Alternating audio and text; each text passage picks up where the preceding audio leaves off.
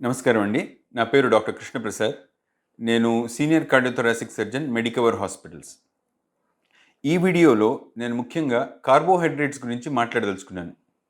మనకి ఈ మధ్య మనం తరచూ వింటున్నాం కార్బోహైడ్రేట్స్ అనేవి చాలా చెడ్డవి, మనకి ఆరోగ్యానికి హానికరమైనవి అని. అసలు ఈ కార్బోహైడ్రేట్స్ అంటే ఏంటి? అవి ఎక్కడుంటాయి? ఏ ఆహారాల్లో ఎక్కువుంటాయి? ఇది మనం ఈ వీడియో ద్వారా తెలుసుకునే ప్రయత్నం చేద్దాం. మనము ఆహారాన్ని చూస్తే మనకి అది అన్నం లాగానో, ఆవకాయ లాగానో, పిజ్జా లాగానో, బర్గర్ లాగానో, పన్నీర్ లాగానో కనబడుతుంది. కానీ మన శరీరానికి మాత్రం కేవలం మనం తీసుకునే ఆహారం 5 రకాలు. ఆ 5 రకాలలానే చూస్తుందనమాట శరీరం. ఈ 5 ఏంటి? Carbohydrates, fats, proteins, minerals, vitamins. So, మనం ఏ ఆహారం తీసుకున్నా గూడా శరీరంలోకెళ్ళిన తర్వాత అది ఈ భాగాలుగా విభజించేసి అంటే దాన్ని బ్రేక్ డౌన్ చేసి ఈ భాగాలుగా విభజించేసేసి అప్పుడు శరీరంలోకి అబ్జార్బ్ చేసుకుంటుంది. సో, ఈ వీటిల్లో మనకి కార్బోహైడ్రేట్స్ అనేవి చాలా ముఖ్యమైనవి. కార్బోహైడ్రేట్స్ అనేవి నా ప్రకారం మనకి ఇమ్మీడియేట్ ఎనర్జీ యూజ్‌కి పనికొచ్చే ముఖ్యమైన ఆహార పదార్థం. ఇమ్మీడియేట్ ఎనర్జీ యూజ్ అంటే ఏంటి? మనకి ఇప్పుడు మనం ఎక్సర్సైజ్ చేయాలని తలపెట్టాం. ఒక రన్‌కి వెళ్ళాలనుకుంటున్నాం. అలాంటప్పుడు మనం గనక ఒక ఎనర్జీ డ్రింక్ తాగితే, ఒక షుగర్ హై డ్రింక్ తాగితే మనకి ఎక్కడలేని ఎనర్జీ వస్తుంది. మనం అదే ఎక్సర్సైజ్‌ని ఇంకా బాగా చేస్తాం.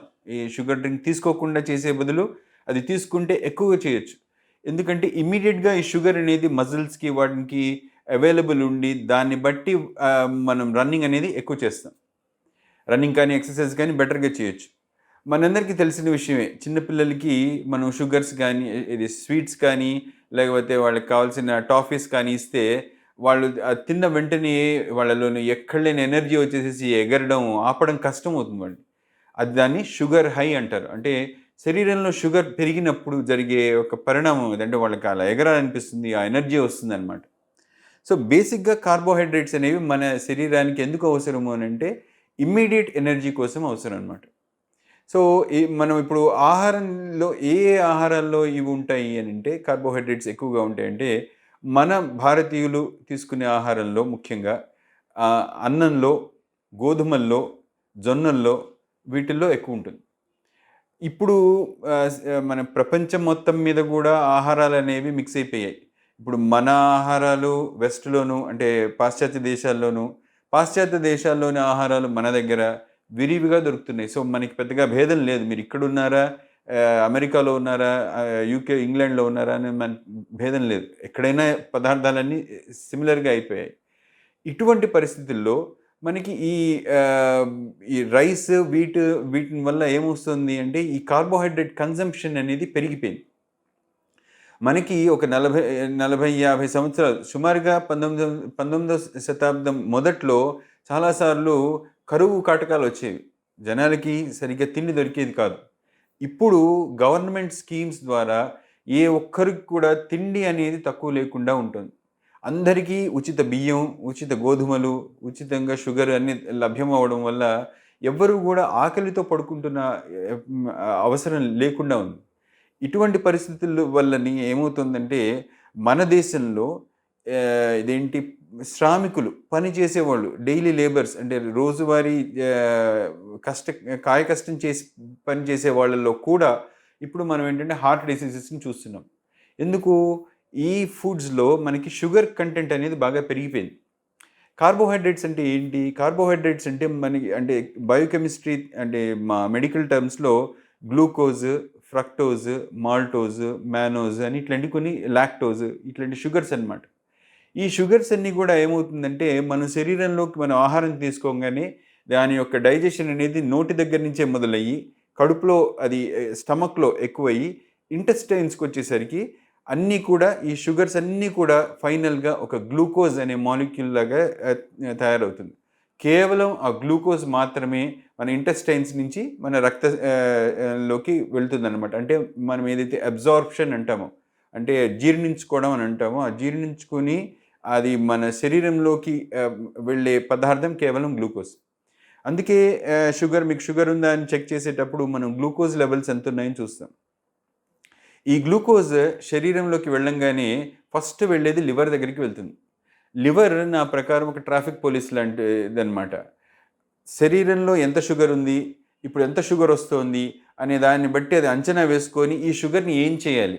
ఒకవేళ శరీరంలో షుగర్స్ తక్కువున్నాయనుకోండి, వస్తున్న షుగర్‌ని అంతా కూడా అటు డైవర్ట్ చేసేస్తుంది. శరీరంలోకి వెళ్ళిపోమంటుంది. లేదు షుగర్స్ అక్కడ చాలా ఎక్కువున్నాయనుకోండి, అప్పుడు దాన్ని ఏం చేస్తుందంటే ఈ షుగర్స్‌ని దాన్ని ఫ్యాట్ లాగా మార్చేసేసి అంటే కొవ్వులాగా మార్చేసేసి శరీరంలోకి పంపిస్తుందనమాట. ఎందుకు? మనకి ఇమ్మీడియేట్‌గా ఎనర్జీకి అవసరం లేదు కాబట్టి, ఈ కొవ్వుని దాచిపెట్టుకొని అది కొన్ని సంవత్సరాలు అంటే ఎప్పుడైతే మనకి ఆహారం లేని పరిస్థితొచ్చినా, ఏదైనా కరువు పరిస్థితొచ్చినా, అప్పుడు దాన్ని వాడుకుందాం అనే పరిస్థితికి అది ముందు జాగ్రత్తగా దాన్ని దాచేస్తుంది కొవ్వులాగా. సో, ఒక విధంగా శరీరంలో కొవ్వు పెరుగుతోంది అంటే దానికి అర్థం ఏంటంటే, మనం కార్బోహైడ్రేట్స్ ఎక్కువ తీసుకుంటున్నాం. క్యాలరీస్ ఎక్కువ తీసుకుంటున్నాం అనమాట. ఇదే సమయంలో ఈ ఏమైతుందంటే, మనం తీసుకునే ఆహారం కూడా చాలా మారిపోయింది. ప్రాసెసింగ్ ఆఫ్ ఫుడ్ అంటే మనం ప్ర ప్రకృతిలో ఫుడ్ ఎలా ఉందో అలా దాన్ని కాకుండా చాలా మార్చేసేసరికి మనకేమవుతుందంటే కేవలం కార్బోహైడ్రేట్ కంటెంట్ అనేది పెరిగిపోతుంది. అన్నం ఉదాహరణ తీసుకోండి. మనం పండించినప్పుడు అది వరి. వరిలో దాని చుట్టూతా దాని కవరింగ్ ఉంటుంది. విటమిన్స్ ఉంటాయి, మినరల్స్ ఉంటాయి. మనం ఫస్ట్ దాన్ని పొట్టు తీసేస్తాము. తర్వాత దాన్ని పాలిష్ చేస్తాము. ఆ పాలిష్ చేసిన రైస్‌ని మనం ఇంటికి తీసుకొచ్చి దాన్ని బాగా కడుగుతాము. కడిగి దాన్ని వండేటప్పుడు గంజి వారుస్తాము. వార్చి అప్పుడు మనం తింటున్నాం. ఇంక దానిలో ఏం పోషకాలున్నాయి?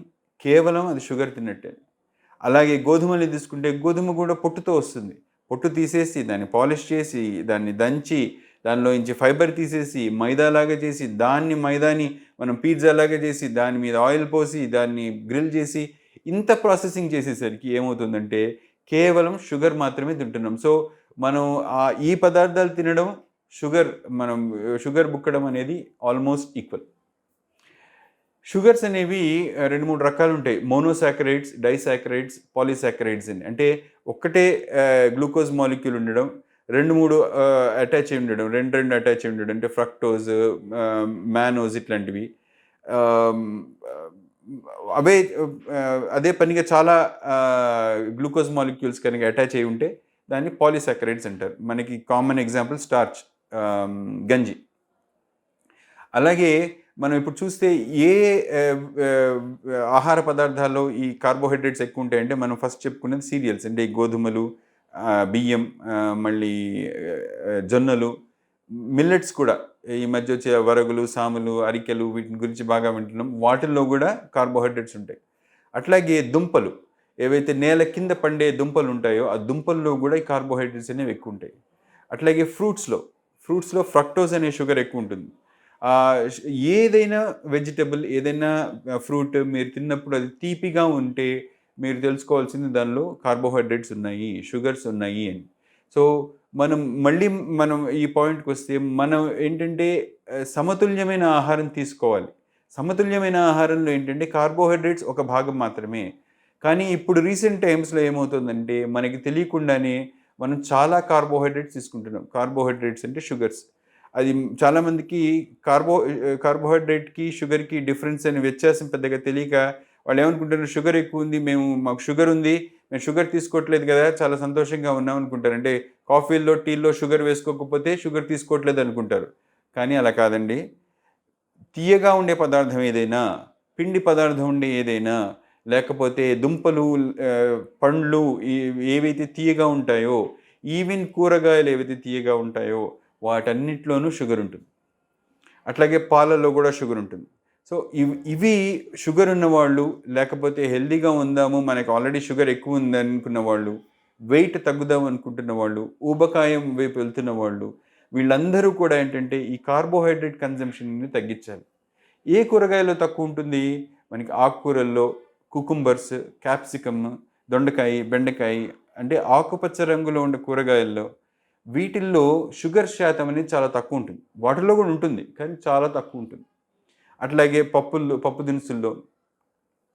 అందుకు మనం ఆహారం తీసుకునేటప్పుడు ఈ ఆహార పదార్థాల క్వాంటిటీస్‌ని పెంచుకోవాలి. అంటే పప్పులు, ఆకుకూరలు, గ్రీన్ వెజిటబుల్స్ క్వాంటిటీని పెంచుకొని వేటిలో అయితే కార్బోహైడ్రేట్స్ ఎక్కువొస్తాయో అంటే అన్నం, గోధుమలు, చపాతీలు, లేకపోతే జొన్న రొట్టెలు, జొన్నలు, తెల్ల జొన్నలు, లేకపోతే ఇట్లాంటివి మనం తక్కువ తీసుకోవాలి. తక్కువ తీసుకుంటే ఏమవుతుందంటే కార్బోహైడ్రేట్స్ తక్కువ వస్తాయి కాబట్టి కార్బోహైడ్రేట్స్‌తో వచ్చే అన్ని చెడ్డ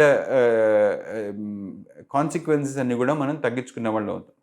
సో, హెల్తీగా తినాలి అని అనుకుంటున్న వాళ్ళు ప ఏ ఈ పదార్థాలన్నీ మనకి ప్రకృతిలో ఎలా అవైలబుల్ ఉంటాయో, ఎలా అవి ఉన్నాయో అలానే తీసుకోవడం అనేది ఉత్తమం. సో, బెస్ట్ ఏంటంటే సాలడ్స్ లాగా. సో, కుకుంబర్, ఆకుకూరలతో స్పినాచ్, లెట్యూస్ ఇట్లాంటి వాటిలతో మనం సాలడ్ చేసుకొని, అది మనం తీసుకుంటే, అది మేజర్ పోర్షన్‌గా తీసుకుంటే, లేకపోతే అన్నమే తినాలనుకున్నా, చపాతీనే తినాలనుకున్నా దానిలో ఆకుకూరలు వేసుకొని దాల్ తినడం గానీ, లేకపోతే ఆకుపచ్చ రంగు కూరగాయలు చేసుకొని, ఆకుపచ్చ కూరగాయలు ఎక్కువ శాతం తిని, ఈ రైస్ ఇవి తక్కువ తీసుకుంటే, మన షుగర్ లెవెల్స్ తగ్గుతాయి. షుగర్ వల్ల వచ్చే చెడ్డ పరిణామాలు తగ్గి మనం న్యాచురల్ ఫుడ్ తింటున్నాం కాబట్టి దానివల్ల మనకి న్యూట్రిషన్ వాల్యూ పెరిగి మన ఆరోగ్యం అనేది మంచిగా ఉంటుంది. సో, ఈ వీడియో ద్వారా నేను అనుకోవడం మీకు షుగర్ అంటే ఏంటి? కార్బోహైడ్రేట్స్ అంటే ఏంటి? అండ్ ఇంకొక ముఖ్యమైన విషయం ఏంటంటే కార్బోహైడ్రేట్స్ ఆర్ ఎసెన్షియల్ అండి. మనకు అవసరం అది. పూర్తిగా తీసేయాల్సిన అవసరం లేదు. కార్బోహైడ్రేట్స్ అవసరం మనకి. ఎందుకంటే మన ఇమ్మీడియేట్ ఎనర్జీకి అవసరం కాబట్టి కార్బోహైడ్రేట్స్ అనేది అవసరం. అందుకు ఈ అవగాహన పెంచుకొని కార్బోహైడ్రేట్స్ ఏంటి? అవి మనం ఎలా బ్యాలెన్స్డ్‌గా తీసుకుంటే మనకి మన ఆరోగ్యానికి మంచిది అని తెలుసుకోవడమే ఈ వీడియో యొక్క ముఖ్య ఉద్దేశ్యం. మీకు ఇంకేమైనా డౌట్స్ ఉంటే ఈ వీడియో కింద కామెంట్స్ లాగా పోస్ట్ చేయండి. ఆన్సర్ చేసే ప్రయత్నం చేస్తాను. నమస్కారం.